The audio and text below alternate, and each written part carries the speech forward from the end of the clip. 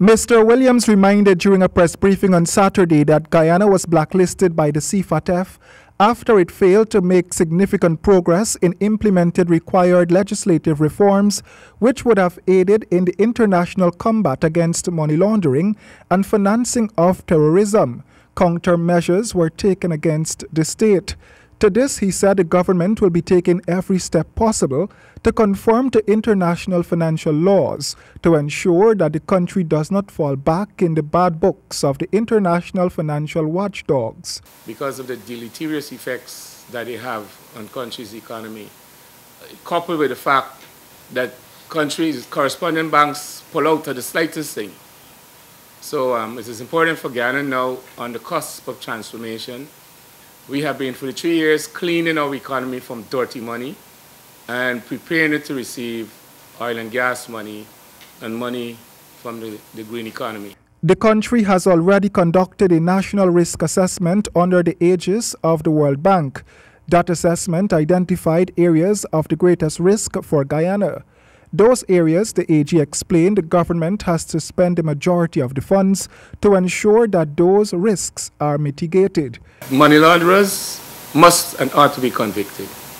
And this is not a question of trumped-up charges. The Attorney General said there is still a lot of work that needs to be done to put Guyana on proper footing. He said now that Guyana is very active in getting things done in this regard, the country has to ensure that proper work is being done. As in other countries that have undergone MERs, failure to have a conviction, failure to have a prosecution, failure to have investigations into money laundering and countering terrorist financing result in them swimming right now and or drowning. In November 2013, CFATF found that Guyana did not implement its action plan adequately. In particular, that Guyana failed to approve and implement the required legislative reforms.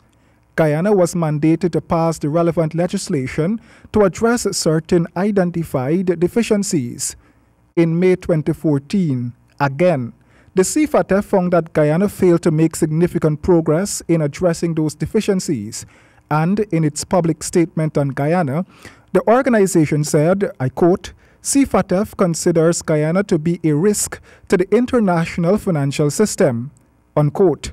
Amid the then opposition's objections to the passing, the People's Progressive Party proposed AML-CFT amendment bill, CFATF felt that they could have no longer influenced the improvement of Guyana's situation, and the matter was subsequently referred to the wider body, FATF. Roy Den James, HGP Nightly News.